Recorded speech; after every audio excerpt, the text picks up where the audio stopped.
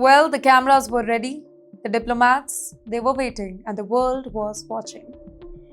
But you know what? After that, something unexpected happened. Iran said no. Wait, not behind closed doors, not through a quiet statement, but right in front of the world. Iran's foreign minister made it crystal clear. You're watching TimesXP, it's me, Dhriti Yatri. And yes, he will not meet the US team on camera. That's what he said. And this came just days after two countries held their first indirect nuclear talks in Oman. So let's slow this down because this is where the story gets intense. For years, the US and Iran, they have been locked in a very dangerous chess game. A game involving nuclear weapons fears, economic sanctions, shadow wars, and regional power struggles. And Oman, it has often played the role of silent messenger. Basically a neutral ground, a quiet bridge between two bitter rivals. And that's exactly where the latest talks happened. Not face to face though, not friendly, but indirect, careful, fragile. And many hope that this would be the first step towards easing the tension here, but Iran's latest move has just sent a very different signal. Well, let's talk about the message from Tehran that is crystal clear. Iran is willing to talk. Yes, they do, but it will not play diplomacy under American camera. Why? Because mistrust between both the nations, they run deep. That too, very deep. Iran still remembers the US pulling out of the nuclear deal back in 2018 under Donald Trump's administration the very first time. That deal had promised sanction relief in exchange for limits on Iran's nuclear program. But when Washington walked away, sanctions came crushing back.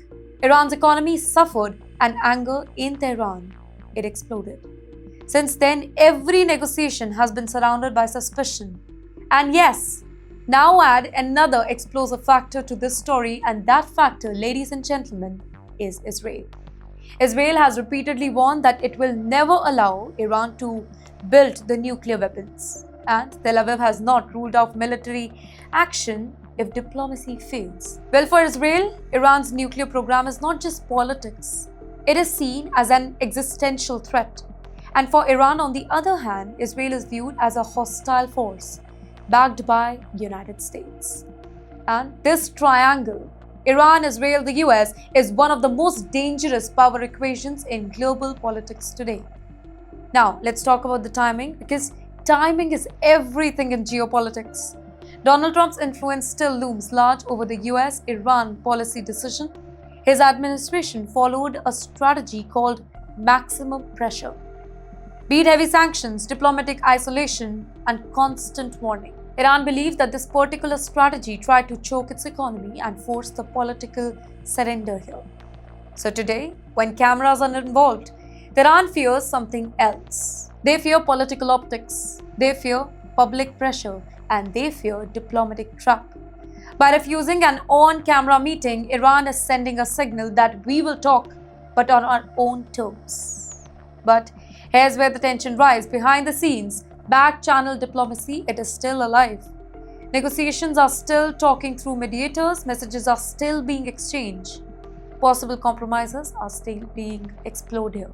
Yet, public gesture matters in global diplomacy, and Iran's on-camera refusal is being read as a hard-line posture.